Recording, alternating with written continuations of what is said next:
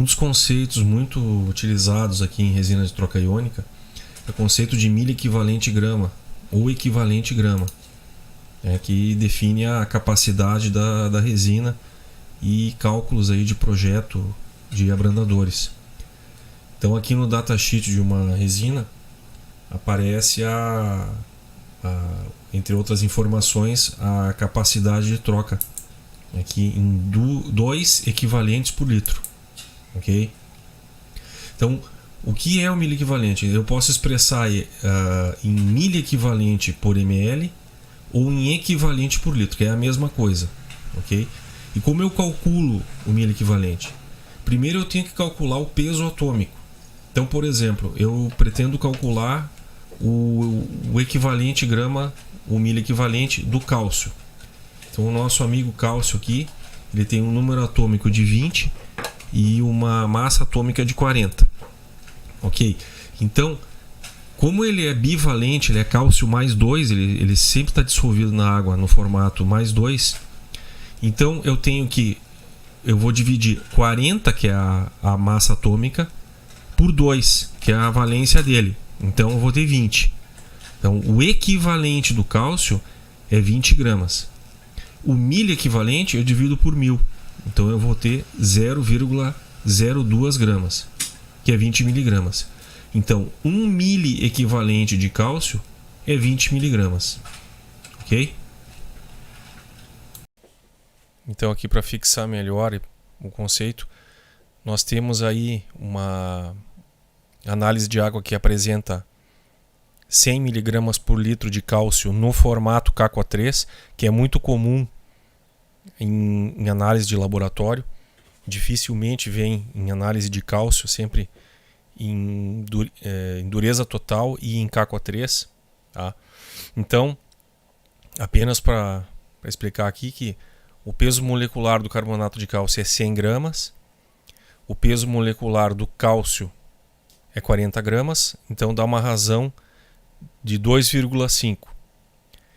O que representa então que a minha dureza cálcica é 40 miligramas por litro de cálcio no formato cálcio.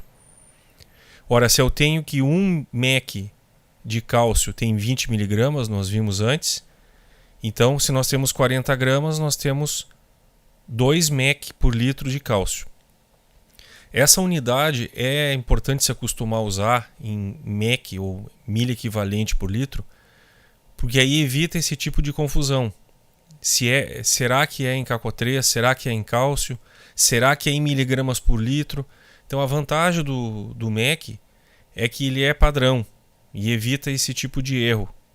Então se recomenda se acostumar a partir de agora, em troca iônica, converter tudo para milha equivalente por litro.